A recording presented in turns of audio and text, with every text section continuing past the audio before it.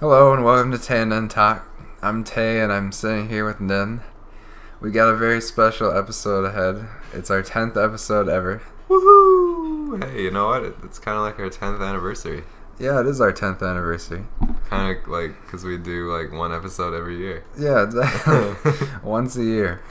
So we got some good movies we're going to talk about. We haven't done an episode in a while, but we saw 3 really good ones, so we figured we should make an episode.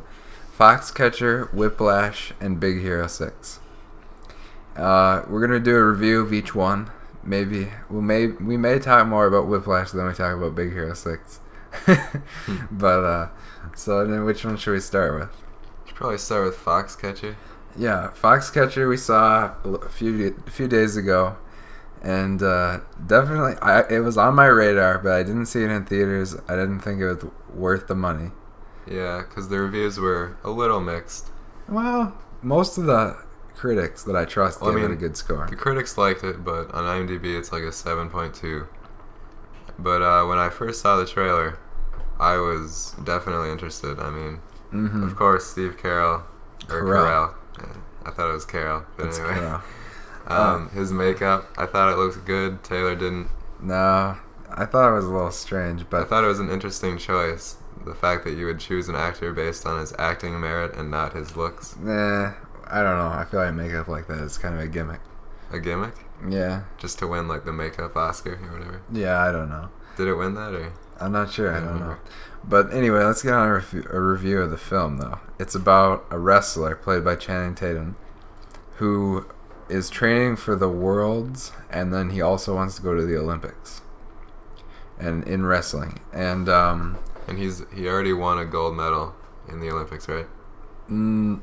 Yes, I think so. Yeah, but him and his brother, played by Mark Ruffalo, both won gold medals in the Olympics. Yeah. So and then he's training, living by himself in this house, and he's not very happy. Yeah, and then the movie aspect. Okay, the weird part about this is it's based on a true story, and you would never think this was a true story if you just watched it and it didn't say based on a true story. Because the plot is really crazy. You'd never expect what's gonna happen in it. Yeah, at one point, me and Taylor both looked at each other and we were like, "Wow, some guy must have been really creative." Unless it was a true story. Yeah, that would have been a really creative story. But I was just chuckling to myself. Nobody would think of this story because that had to be real life. Because the part that makes it crazy is the guy played by Steve Carell, John DuPont. John DuPont. He's this eccentric, rich guy. Yeah. Who has no history, anything related to wrestling, but he wants to start a wrestling group in his like big mansion. Yep. So. Kind of the turning point, he calls up Channing Tatum and says, he flies him in on his helicopter, "I want you to be on my wrestling team."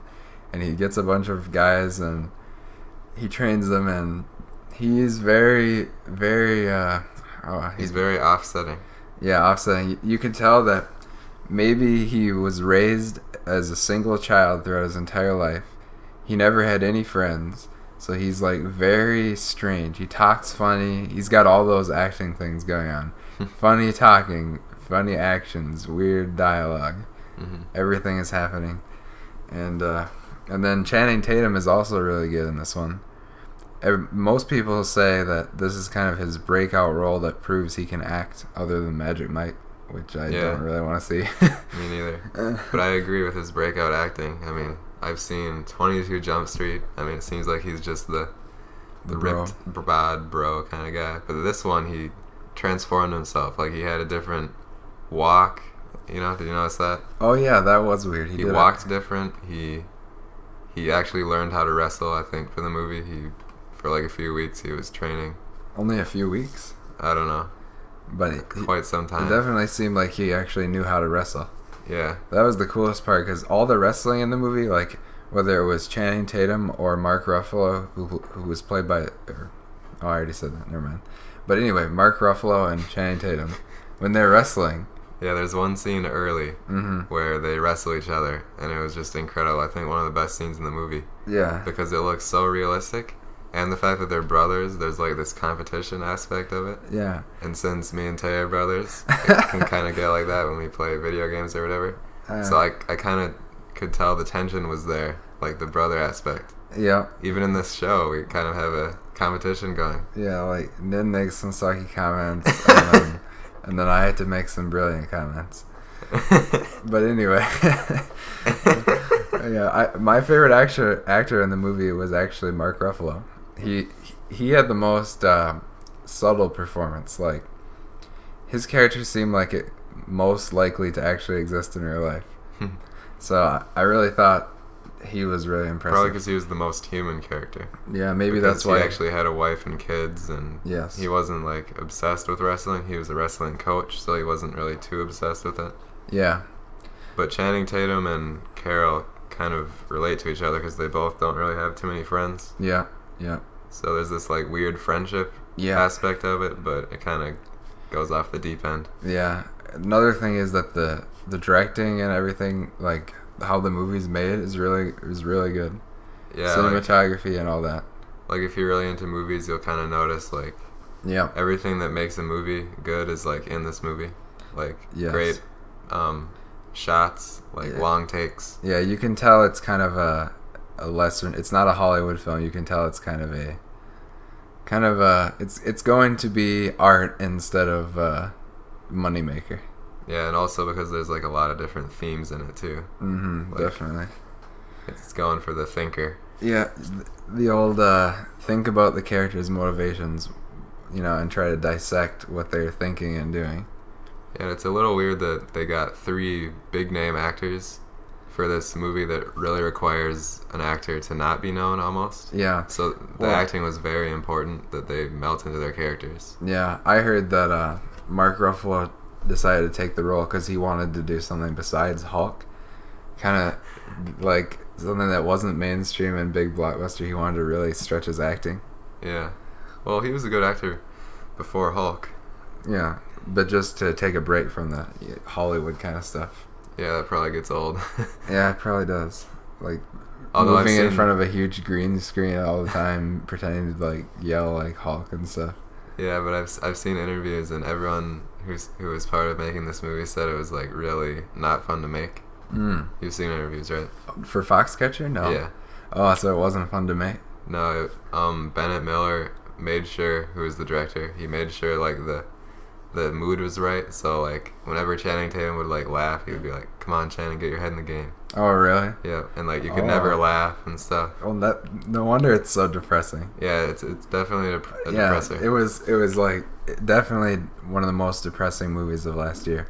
It's the kind that even it keeps a tone, and you can tell it's keeping a certain tone, and it even gets more depressing as it goes. Mm-hmm. And there's some really hard to watch scenes. Like, they're so awkward and just unbelievably just if you were there, you'd want to leave instantly. Mm-hmm. It's like there's some of the characters are like, you're like thinking, oh, this is so pathetic, I just cannot stand watching this. But that just goes to show how good the acting is if it can really make you feel. Like, I wasn't thinking about, oh, this is good acting. I was thinking about, oh, I can't watch this. Mm-hmm. So, I wonder if there was a lot of what's it called when you like make up stuff on the spot? A lot of improvising. Improvising, yeah. Because it seemed like the editing was good if there was improvising. Yeah, because usually when there's a lot of improvising, I think there was some improvising. A little bit, maybe. Yeah, I don't know. Because it seemed really natural, or maybe the script was just good. Yeah, let me ask you something then. Now, could you say that Carell and Channing Tatum were almost like going over the top into characters, like they were going over the bounds of subtlety into like, oh, this is an acting performance. Yeah, they might have went a little hardcore with the method stuff, and especially since you don't think of Channing Tatum and Steve Carell as like good actors. Like they haven't really done any good acting yet. Well, they've done some good acting, but a couple times it felt like maybe they went over the line of believability into character, or I'm playing a movie person, sort of. But it seems like they were playing a character sometimes. Yeah. Especially the scene the interview scene. Like, Tatum, his character, like, barely speaks at all. And he's really reserved. And he says, like, one-word answers and stuff. So their conversation is, like, Carol says one, like, really awkward thing, and then Tatum just answers it with one word. And it just seems like this would never happen in real life. Yeah. And it's interesting, but... Yeah. Well, not to take a lot away from it, but maybe it could seem a little bit over the top to some people. And it's true that the movie isn't for everyone. You can't just grab a random person from the street and they'll like it. It's only for people who are really into movies and really into like a specific niche of movies. Yeah. I mean, you're not going to watch it with some buds. Yeah, you're not. Buds as in friends, not beers. Yeah, your buds that like buds will not enjoy watching this movie. Oh, maybe. I mean, it's a wrestling movie. It's not a wrestling You can movie. watch it with your wrestling buds. No. Yeah, if you watch it just because it's about wrestling, it's mainly not about the actual wrestling. It's about the characters. That's actually one negative I could say for sure. I felt they went a little overboard with the themes. The themes? And I think if you have like a real life story, you can do a little changing of the real life events, but they kind of went overboard with like this big American like themes in it. Yeah, I don't know. And they changed so many things. I looked at an article about all the things they changed, and it was really different. Was it? Like, Channing Tatum and Ruffalo never were actually at the mansion at the same time. Never? No. What? Channing Tatum left, and then Ruffalo came. Oh. So it seemed like they added that well, just to but add some you tension. have to allow the director some artistic license in order to tell a better story. Yeah, I do agree, but like, I think it went a little overboard with that, like, to make this really epic, like, allegory for America or whatever. Yeah, I don't know. And I did like that, but if you're not on board for like a deep thinker with like themes, you might not like it. It doesn't really work by itself as a story. Well, I thought the story was good though. Like, the story doesn't quite make sense. It's almost like it requires the use of themes to make it make sense. I think it requires the knowledge that it actually happened. Otherwise, you'd be saying, "Oh, what? This can't be real." Yeah. That's what you'd be saying. But anyhow, it still definitely was very interesting. I don't know if it would have made my top 10 of last year had I seen it. It made my top 10. Really? Yeah, really high. I think it was like number 4 or 5. Really? Yeah. Well, I thought it was great. I don't know about that one. I thought it was good. Just based on all the movie stuff in it, that it was good. But kind of movie you wouldn't really want to watch again. I think I kind of liked it more than you because it was kind of relatable to me. Oh yeah, because you're like a really strange psychopath who has no friends. I'm kind of like the Tatum character. Oh, a little bit. A little bit. I kind of related to him, the way he acted a little bit. Kind of brain dead. No, just a little like... One word answers. Yeah, kind of like that. I kind of related to his character. I related to Ruffalo. You did? No, I didn't. Oh. But anyway. So what would you give it for a rating? I gave it 7 out of 10. I gave it an 8 out of 10. Yeah. Class it down, overrating it. Doesn't have enough film experience. Whatever. You have like 10 out of 10s. That's not right. No, I added some more. But anyhow. I forgot how to do ranges. What does that mean again? Range is where... What you might give it at your lowest opinion. Where you think that an opinion should be. Like, if you're a movie person, you watch it, what do you think it should be deserved to get? Some people may give it a 7. Some people may give it an 8. Some people will give it a 7.5. Yeah, this one would have a really broad range. I'd say 7 to 8 range. I could even see like 7 to 8.5. Oh, if we're talking broad range. We don't usually do broad range. It's usually within 1 point. Yeah, well then 7 to 8. Yeah. But I'd say see it. If you're into movies, you should rent it. Definitely rent it. Oh, actually, I gotta say this. After I saw it, I couldn't stop thinking about it. Yeah? For like, when did we see it? Like a week ago? It was a few days ago. A few days ago? Yeah. I've kind of been thinking about it constantly since then. Yeah, I haven't been thinking about it as much as you. Really? Yeah. I just thought it was really interesting. Yeah. It kind of stuck in my head. Mm-hmm. You should watch it, so. Well, if you're... Just watch the first trailer that they released, and if it looks interesting, then watch it, I think. Yeah. It lives up to that trailer. It lives up to the hype. What hype? It lives up to the 7 out of 10 hype. The only hype was Carol's acting. It's Carell then. Carell. Carell? Carol? He's not a girl. It's his last name. It's Carell. Alright, anyhow, let's move on to something a little bit easier to digest. Big Hero 6. Animated Fluke of the Year. What? Just most overrated Drek of all time. Oh wait, just kidding. But it did beat Lego Movie and How to Train Your Dragon 2 at the Oscars for best animated picture. And how good was it? More or less deserved it. More or less? Yeah. I'd say a little bit less. Yeah. But more or less. Yeah. More or less. Yeah. So Anyway. Big Hero 6, basically, I kind of would describe it as a generic Disney movie, and in this one, you've got superheroes, and there's a robot named Baymax. And there's a guy named Hero. He's the main hero of the movie. Yeah. And his brother's name is Tadashi. And Tadashi introduces Hero to his school where he created Baymax. Yeah, basically it's sort of like a think tank, and they all make gadgets and stuff. And I think, what are they trying to be, in college or something? Is it like a college thing? I guess. They all invent really, really advanced technology, and I'm not sure if this was set in the future or... It was the future. It's like a city, it's like San Fran, Tokyo. So it's like a mix of American and Tokyo. I don't know. What? What's that funny? That's really deep. San Fran, Tokyo. That's a mix of San Francisco and Tokyo. I didn't realize that until now. Well, maybe you wouldn't realize. I now have a deeper understanding of the film. Well, okay. Anyhow, it's what I would describe it as Incredibles light or Pixar without the originality. Yeah. Well, it wasn't too original because it was based on something, wasn't it?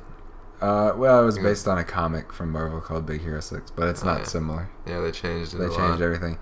It maybe like I think kids will like this one more than adults. Oh, I think the reason we didn't like it that much was because they went for like the mind blower, and we've seen way too many movies to get our minds blown. Yeah, they totally were going for, whoa, I didn't see that coming the whole time, and even though like 1 hour in, you know how it's gonna end. Yeah. Like they're trying to do like this mind blower with different things, and basically the entire plot is completely predictable. And the villain is terrible. That's a given, and that has to do with the plot. It's just, you know what's gonna happen. The villain, they hype up the villain, and he doesn't live up to the hype. It's dumb. Yeah, I'm kind of thinking about Syndrome from The Incredibles right now. He was a good villain. Yeah, I liked Syndrome because he had like the ties to Mr. Incredible. Yeah. And then later he wanted he had development too. Yeah, he had development and like motive. Yeah. In this one, there's like. This main blower motive, is revealed, and it's like, what? That's a terrible motive. His motive is like, oh, now I can finally be evil. Yeah. That's his motive. He's basically just a plot device for all the heroes to get together. Yeah, exactly. Yeah, he has no development. The only thing I could say about him is he looks cool. Yeah, he did look pretty cool. Yeah. And the entire movie kind of seemed like the same as How to Train Your Dragon. Like the plot, like if you took out like dragons and Baymax and main heroes' names, if you just said character A does this and this and this, it'd be like the same movie. Mm-hmm. So I don't know. We gotta talk about some good stuff though. The number one most striking aspect was the great visuals. Yeah. Whoever like animated this did a good job because it looked really cool. Yeah, everything looked great, and honestly, throughout the first half, when I was first hour maybe 45 minutes, I was thinking that I was going to give it an 8 out of 10, and like it was going to be like one of my favorite animated movies of the year. And then it just kind of gets weaker instead of getting better. Yeah, that's a common trope with like more mainstream movies for me. The ending is a lot lamer than the beginning. Mm-hmm. When you're getting to know the characters, and it seems like there's more creativity. It's like they had a good idea, but they didn't have a good plot to go with it. Yeah. You know what I mean? Like Pixar is like, oh, what if toys were real, but then they had a good story to go with it. Mm-hmm. This one's like, oh, what if there's a guy who was a team of superheroes and he had a robot named Baymax, and then we did this generic plot because we couldn't think of anything. But Baymax is pretty funny. Yeah, he's like a giant fat white robot, and he's like an inflatable air bubble originally created to help people get better from he's like a doctor kind of. Mm-hmm. And then, of course, they do the typical comedy where he's like oblivious to every common. human thing. Like, oh, different thing. I can't describe it. It's like the Terminator 2. Oh yeah, kids version. That's nailed it. Yeah, Terminator 2, Terminator for kids. Basically, he's oblivious to common human things. Yeah, and then that's where the comedy comes from. But it's funny. It's funny. Yeah, it is pretty funny. He was definitely the best part of the movie. Yeah, he was like the heart of the movie. I mean, without him, this movie would be meh. Yeah, like at work, I see people go into the Red Box, and they're always like, the little kids are like, "Mom, let's get Baymax." They don't even know that the movie's called Big Hero 6. They just think it's called Baymax. Yeah, I bet kids like it a lot more, especially since we're like knowledgeable in film. Yeah, especially since we're like high-end critics that aren't pretentious.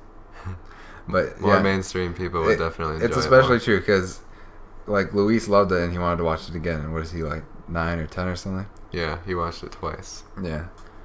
And then Connor kind of liked it, but he thought it was predictable and not might have been getting a little too old for it. Yeah. So but like I don't want to discourage you from watching it. If you sit down with a group of friends and you expect it to just have a little bit of fun and stuff, you're gonna like it. It's gonna be really good. And the start of it is really fun to watch. Mm-hmm. And if you have an HD TV and you get it on Blu-ray, it has good visuals. Yep. Blu-ray recommendation. I'd say, even though I mentioned all those negatives, I'm still gonna say give it a rental.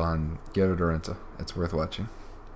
Yeah, I'd say red box it. Don't buy it on Blu-ray. Yeah, don't buy it. It's not worth buying, but it is worth watching. So what was your rating? I gave it a 7. Yeah, 7.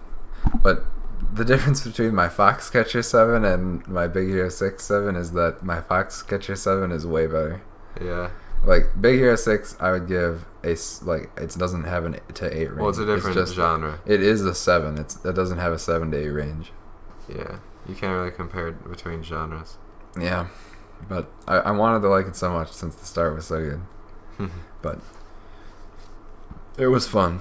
So then bring in the pièce de résistance, our last movie. Our pièce de résistance would be Whiplash. Woo! The film starring J.K. Simmons and Miles Teller. Yeah. And it's about drumming. Yep. Drumming. That's basically it. Yeah, this one had just like an unlimited amount of hype. So much hype that I bought it on Blu-ray and I didn't regret it. Even though I never saw it, I still bought it on Blu-ray. And right now, this is the movie I want to watch again the most. Yeah, that's true. It's like I want to see it again so bad. What's it about, man? Well, it's about this guy. He's a really ambitious drummer. He wants to be really good at drumming. So he's enrolled in this high-end musical academy. And at this academy, there's J.K. Simmons. And he's like this really hard-edged teacher who will use any methods to teach his students to make them be their best. Yeah. And he eventually gets enrolled in his class, and he is pushed to his limits. Exactly. And he's forced to give up his humanity. Oh. Did you write the back of the case? Yeah, I was reading off the back of the case. Yeah, J.K. Simmons, of course, won Best Actor, or Best Supporting Actor for his performance in this one. Of course. Obviously, he nailed it. It was a brilliant performance. Oops. And, oh man, I lost my train of thought. But I was going to say, oh yeah, if you've ever seen the movie Full Metal Jacket, he is the music teacher equivalent of Sergeant Lee Emery in that movie. He's basically what he does is he spews out hilarious quips and insults people. And there's some really good lines in this one, none of which I can repeat, but they're all hilarious. And it's like he has like a philosophy. It's one of those movies where there's a guy he's not like Joker at all, but he's like Joker in the way that the classic comparison. The Joker comparison. He's like Joker. It's so easy. Like, remember in Dark Knight, the hospital scene where Joker comes in and he's talking to Two-Face, and he says one of my favorite lines. He says, "Where you tell somebody that the truckload of soldiers is gonna get blown up, no one bats an eye. But if you tell them one little mayor is gonna die, then everybody loses their mind. And you know he's crazy and he's insane and he'd kill you, but you also know he's right. You know what I mean?" Mm-hmm. Just like in Whiplash, there's a scene where at a nightclub where Miles Teller sits down with J.K. Simmons and they're talking. It's the scene where J.K. relays his opinion on life, and you know he's crazy, and you know he's like he's yelling at you and he's just hates you, but you hear him, and I was like, oh yeah, that's kind of true. And then the big thing is Miles Teller replies, he says, "Where's the line? How far can you go when you were teaching a music class?" It seems like it's not important, but it's like he was like one of the best. He was trying to become like the best drummer in the world, sort of. Yeah. And he had all these like idols, like his favorite drummers, and he'd like listen to their music over and over and try to be able to play really difficult pieces and stuff. Yeah. And it was so good. And yeah, he was really good at drumming. He went so far as to make his hands bleed. Yeah, they keep showing his hand. He's drumming so hard that his hands keep bleeding everywhere. And then thought it was a big symbolism. And I thought it was a symbol. Yeah, and then thought it was a symbol. Well, they focused the camera on the drum with the blood for a few seconds, so yeah. I think that's definitely a sign that it's a symbol. Yeah, Nin. For Nin, him trying to if you go don't know around about Nin, he likes to look into everything way too deep. I've read too many classic novels. Yeah, sure. But, you know, another thing, nobody talks about this as much as they do J.K. Simmons, was Miles Teller was really good. Great, actually. Yeah, he blew me away. You know what? He combined acting talent with drumming talent. Like, I don't think he had a stunt double in this one. He was doing all that drumming himself. Mm-hmm. And, like, it was very difficult. And I wonder if he could be a pro drummer in real life. He probably is. He could be.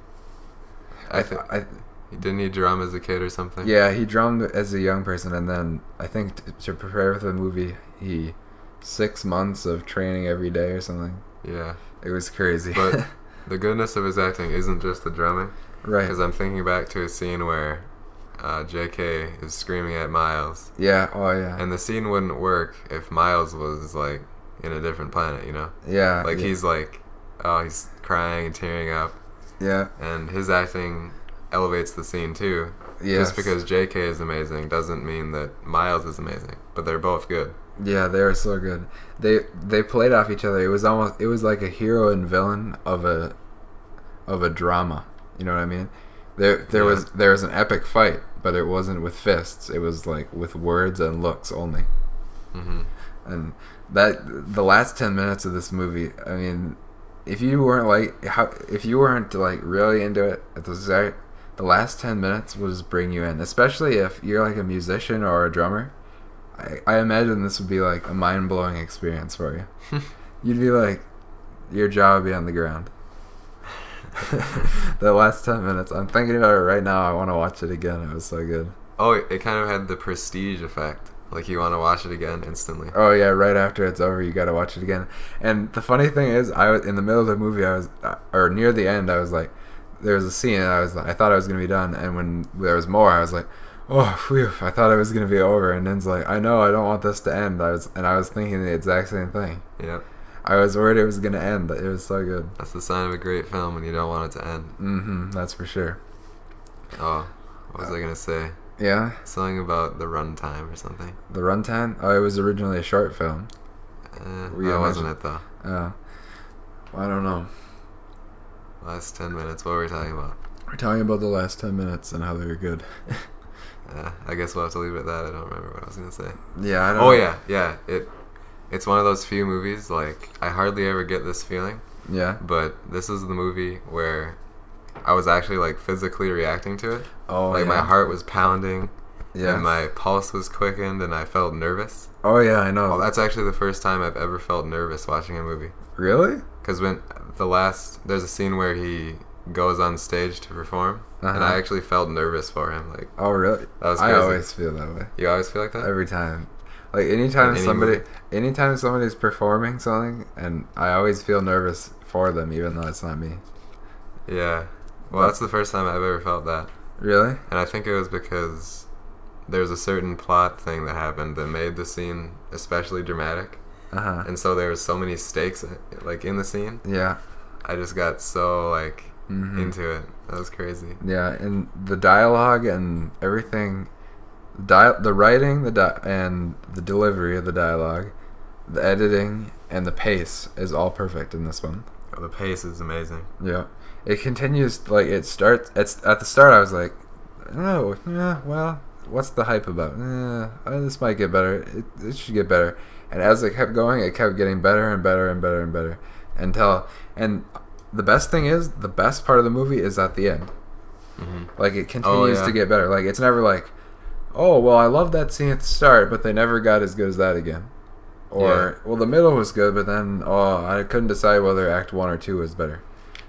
It kind of reminds me of Drive. Yeah, like, of Drive. The ending, the start was, like, awesome, and the ending was a little worse because it kind of went the more action route. It also reminds me of Foxcatcher. The entire pace of that movie is slow. Yeah. So it kind of turned people off. But Whiplash was just a slow build-up for the ending. Yeah, Whiplash, the pace is very fast. And it actually paid off. The payoff was so good. Oh, man. Kind of like The Dark Knight. I hate talking about it all the time. No, it's not like The Dark. It doesn't remind me of No, just the pacing of it. The pacing? Like, when you think about The Dark Knight, you don't think about any one specific time that's the best part of the movie. You just think about all the Joker scenes. Yeah. But, okay. Well, I'd also think of the ending scene, I wouldn't compare it to The Dark Knight, because this Dark Knight has various, like, it's constantly going up and down, like a slow scene and a fast scene or whatever. This one is like, it starts kind of slow and then just continues building up at like a steady pace. Yeah, that's true. I don't know what I would compare it to, but let's see. I mean, I guess that's a pretty original pacing style. Yeah, it was very good. Like, it starts off really slow, and then you're introduced to the characters, and then you slowly, and there's like hardly any downtime in the last half of the movie. It's interesting. Yeah. I liked how the main character was like, he was unbelievably determined to become a great drummer. Yeah, he was like the Michael Jordan of drumming. Yeah, it's a classic plot for like the main guy to be really ambitious. Yeah. It was just a joy to watch. It was so fun. Not really. I mean, it got a little uncomfortable. Oh well. Oh yeah. I guess some of those insults were pretty graphic, but it was kind of necessary though. Like sometimes, like especially when he explains his philosophy, then you're like, you know why he does it. He's actually like, he becomes a different character when he's teaching. Like in the movie, he's actually playing a character. Yeah. And there's like a real self, and then his character he plays. Yeah. Or maybe he's just a different self, and he's at work. But you could also say, is he really the guy that he plays when he's in the classroom, or because there's a really interesting and I think revealing scene is when he's talking to this little girl in this hallway, and he's like, "Oh, you should join my class when you get older," and he's being really nice, like a typical person. Yeah. And then he comes into the class and he's like, "Get your bleep ready," and he's like yelling at everybody. It was like really funny. Well, I think he kind of parallels Miles Teller because they're both highly ambitious. Yeah. Miles Teller wants to be this great musician. And JK also wants to be the person who creates that musician. Right. So that's highly ambitious of him. And he'll do anything to achieve that goal. Right. And then Miles will do anything to become that musician. And anything that JK does is to get to that goal. Right. So when he's being his teacher guy, he's got to get to that goal. He's got to make Miles be a great drummer. Yes. And when he's being himself, he's also like, I don't want to say it. Yeah. But so then, here's the big question though. Was it the best movie of last year? Well, it kind of depends on what you want. I think the Academy picked Birdman. I was actually surprised the Academy picked Birdman. Really? I thought they were going to go with Boyhood because it's more like the Academy Award type movie. Yeah, I was a little disappointed. I was hoping Boyhood would win for Best Director, and then I was hoping Birdman would win Best Picture. But they just gave it all to Birdman. Yeah. Except Best Actor, which I was hoping Keaton would win. Really? Yeah, Eddie Redmayne. I haven't seen it yet. I have this vision of that movie in my mind as just a super generic biopic, and I just don't want to watch it because I'm just so nervous it's going to be so generic. I'd watch it though because I don't know anything about Stephen Hawking too much. Yeah, not really. But I feel like that was such a typical choice for the Academy Awards. Yeah, it usually goes to a person who's playing a real life person. Yeah, and especially someone who has some sort of physical or mental disability. Yeah. But maybe Birdman didn't, but yeah, that's kind of a cliche pick. Maybe, yeah. But Whiplash did win a lot of awards too. and I deserve. Yeah, I don't really care about the Academy Awards. It's kind of dumb. Yeah, it was dumb. But I think maybe they even chose Birdman just to kind of like counteract, like to surprise people. Yeah. Because it could have went, in my opinion, to either Boyhood or Birdman, because I hadn't seen Whiplash at that time. Yeah. But I actually don't think Whiplash should have won Best Picture. But it may be the best picture though. I'd say it's easily one of the best. Yeah, like here's the thing, it doesn't have like a huge budget or anything, and like it just consists of people talking or drumming or playing music or something. So it's not like it doesn't have an epic scope or like span generations or try to bridge the gap of time space continuum. Span generations, like that one Brad Pitt movie. Yeah, but it hits where it counts most, which is it's just really fun to watch, and it's a really good movie.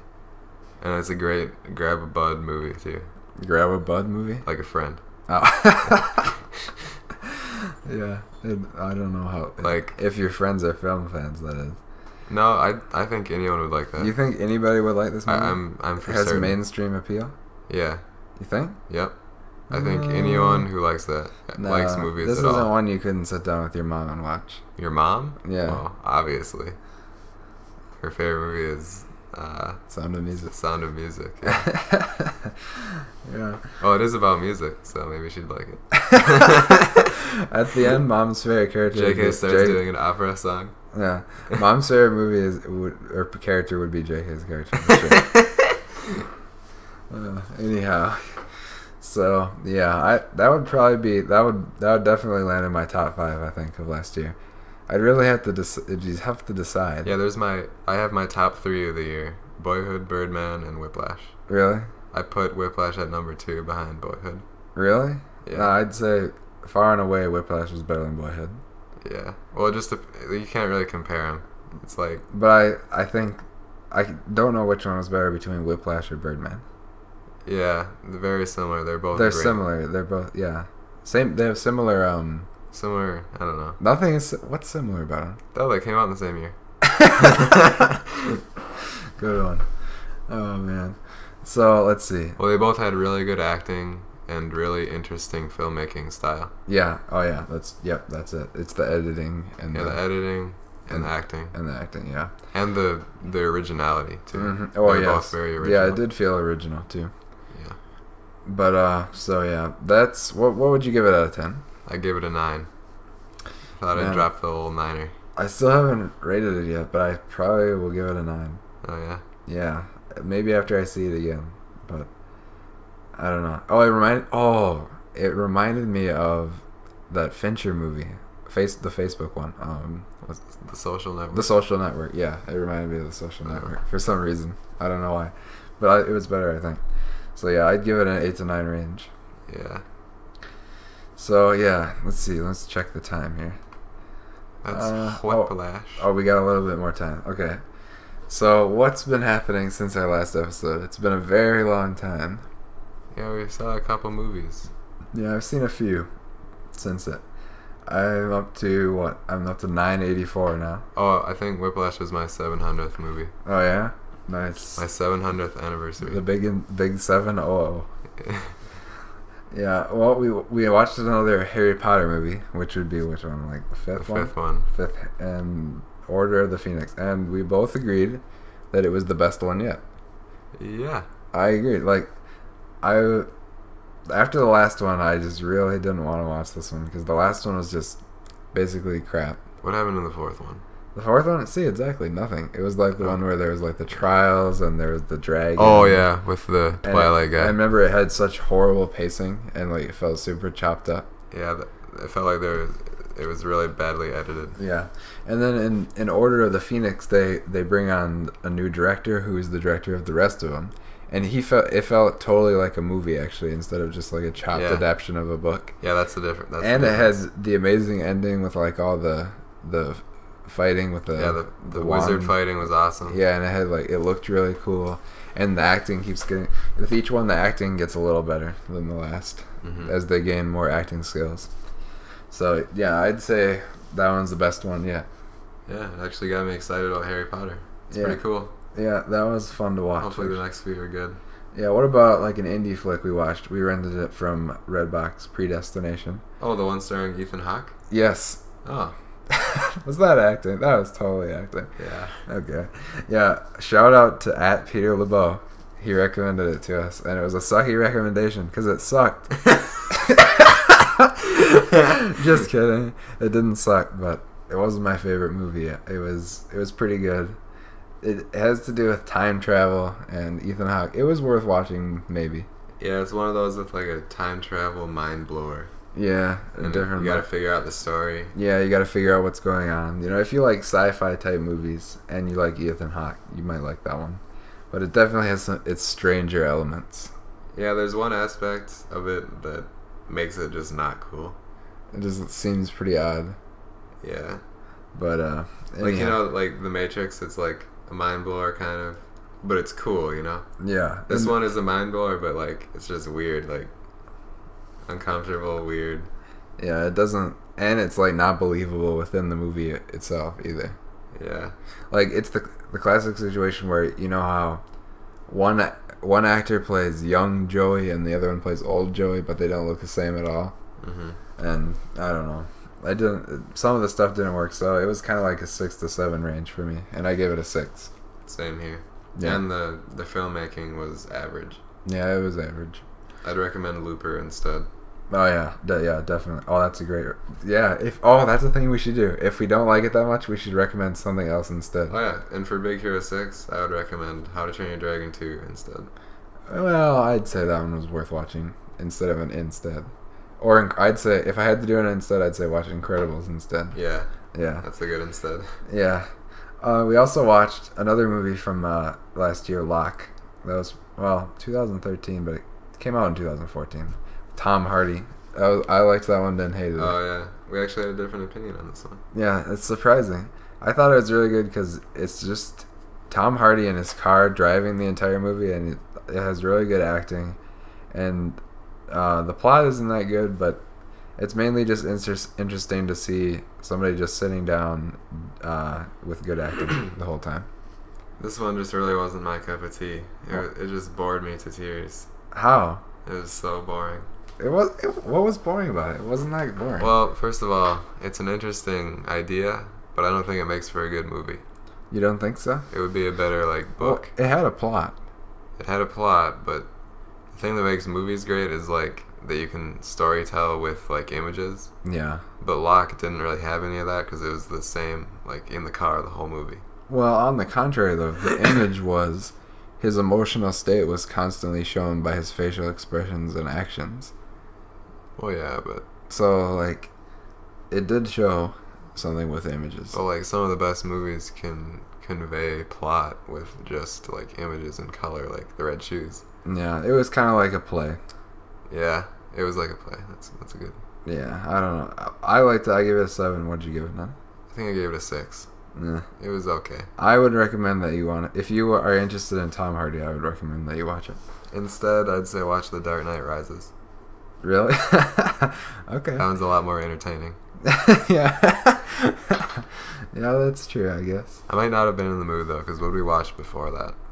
Stalag 17? That might have been it. Yeah, I don't know. Maybe Hellboy 2. Probably shouldn't talk about Stalag 17, because no one cares. Right, exactly. Yeah, Lethal Weapon? Have we talked about that? Yeah, oh yeah, I guess for the first time we watched Lethal Weapon. It's an 80s movie, of course. You all know it. Mel Gibson. Yep. And basically, we watched it just because, all our movie reviewer people we watched always talk about Lethal Weapon.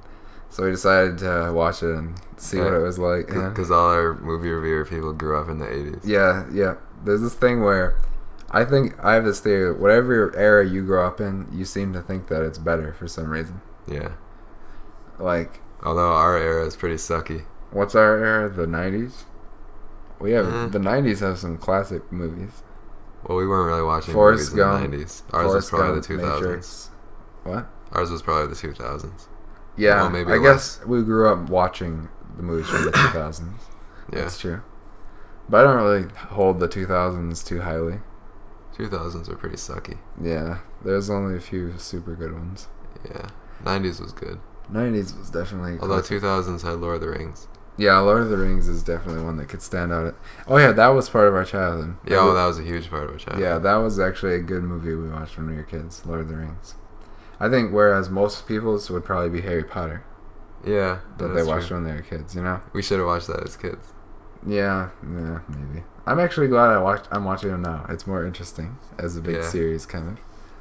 And although, didn't people compare like Lord of the Rings and Harry Potter? They did. Yeah, think about how dumb of a comparison that is. Lord of the Rings. Harry so Potter much just better.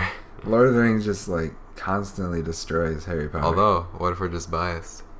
Oh, mind blower. Yeah, no, I can confidently say Lord of the Rings is a far better film than any Harry Potter movie that I've seen so far.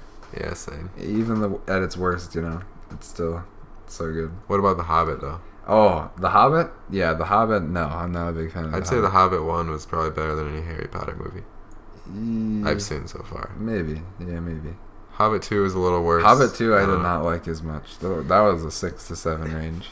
Harry Potter, like, what's 5?